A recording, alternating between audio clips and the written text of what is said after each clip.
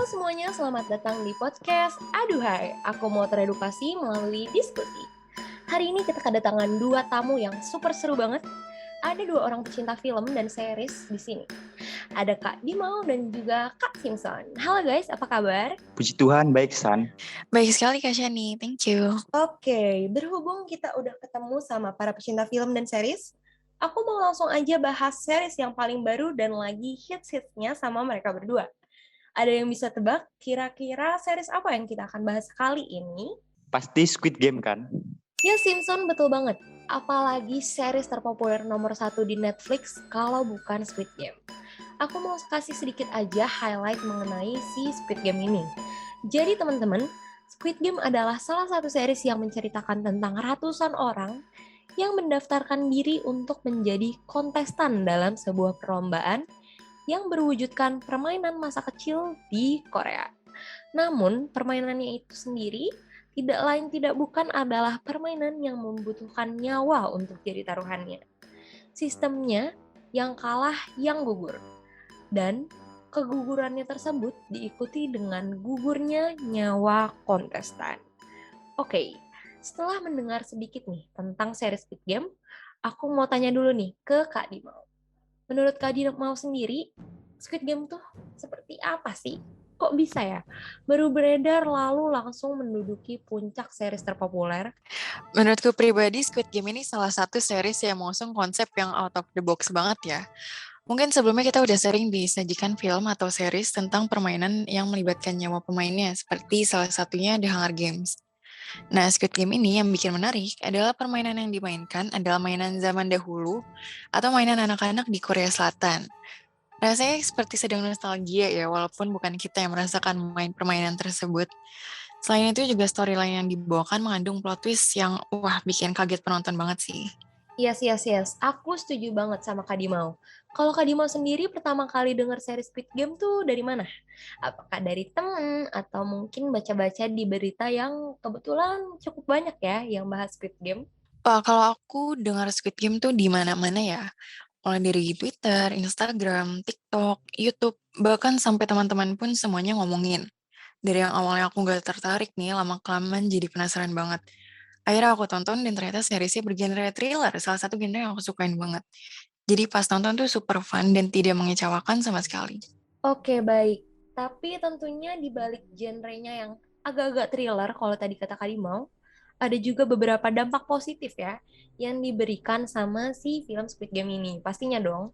Kalau dari pandangan Kak Dimau sendiri sebagai pecinta film series nih, apa sih dampak yang diberikan si Squid Game ke para penontonnya? Setelah nonton series ini, aku jadi mencari tahu lebih dalam nih tentang series ini. Dan ternyata aku menemukan insight yang jauh di luar dugaanku. Yang pertama adalah Squid Game ini merefleksikan realita kehidupan masyarakat, terutama bagi kalangan bawah. Kemiskinan, kesenjangan sosial, terlilitnya hutang demi menghidupi kehidupan keluarga sehari-hari menjadi alasan para pemain yang terlibat dalam Squid Game tersebut untuk terus bertahan hidup menyelesaikan permainan demi permainan, walaupun mereka tahu nih bahwa nyawa mereka adalah taruhannya.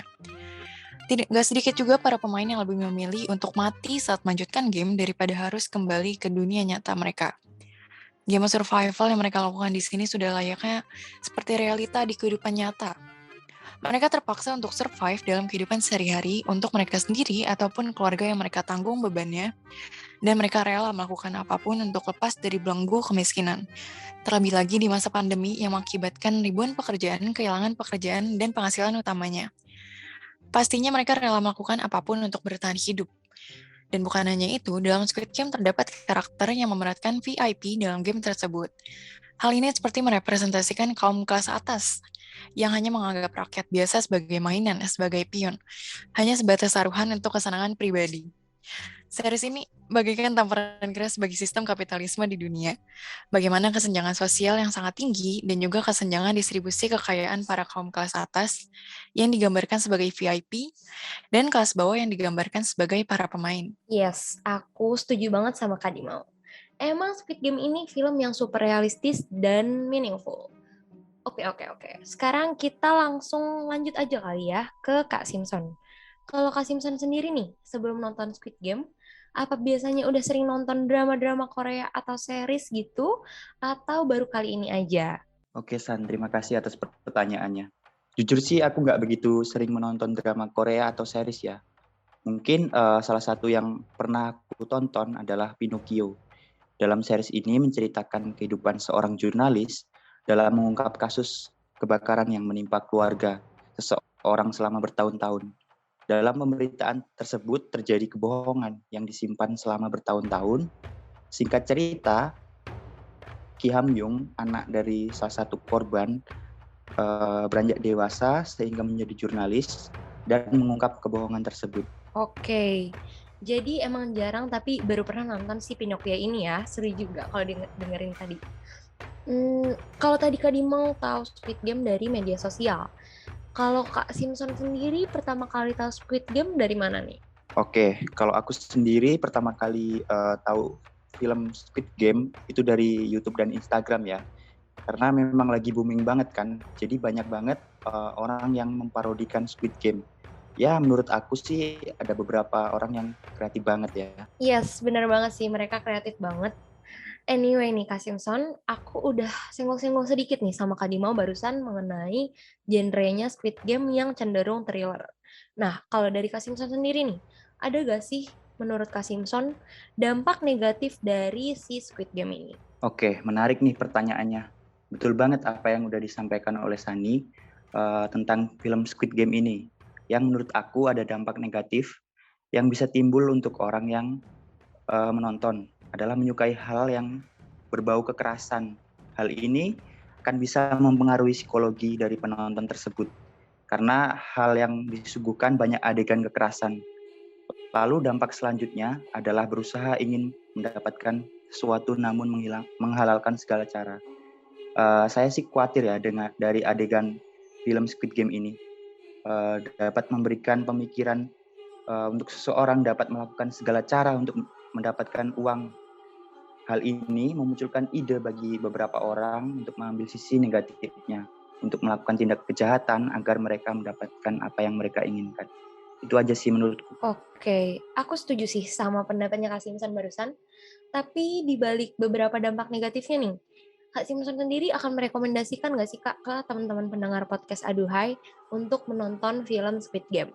Oke, aku sih ingin merekomendasikan film ini khusus untuk teman-teman yang sudah 18 tahun ke atas ya.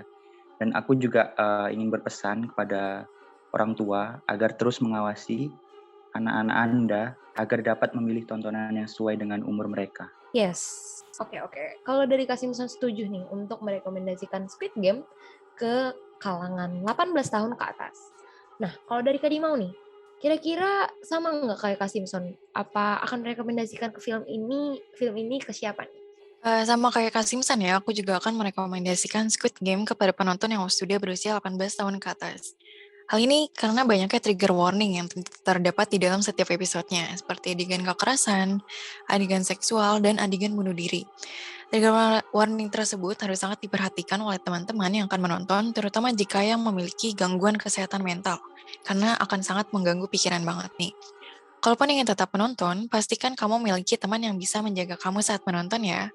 Oke, jadi sama ya kayak Kak Simpson, mau rekomendasiin juga ke kalangan 18 tahun ke atas yang juga kuat nonton-nonton adegan-adegan thriller. Oke, anyway menurut Kak Dimau nih, gimana sih sudut pandang ilmu komunikasi memandang film ini?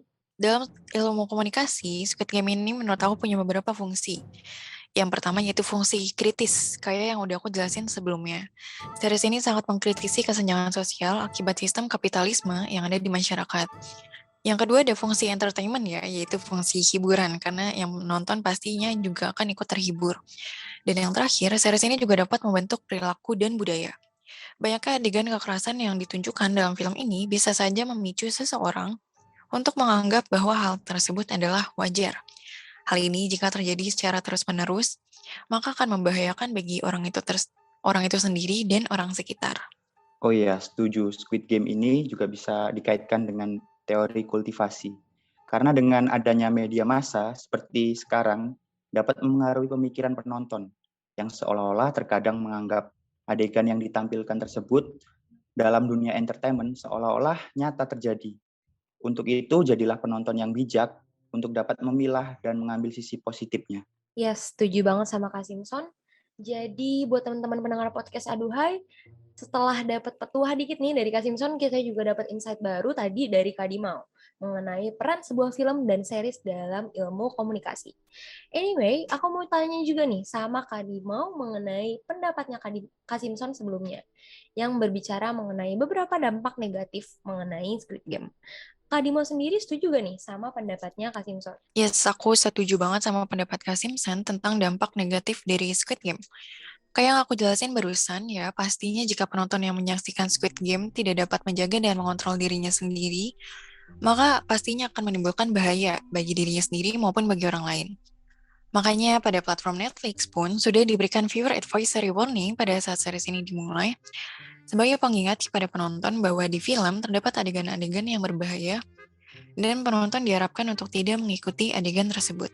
Oke, thank you banget Kak Dimau atas petuahnya sedikit nih mengenai viewer advisory warning dari Netflix sendiri. Oke, kita lanjut aja sebelum kita udahan bareng-bareng ngomong-ngomong cantiknya nih.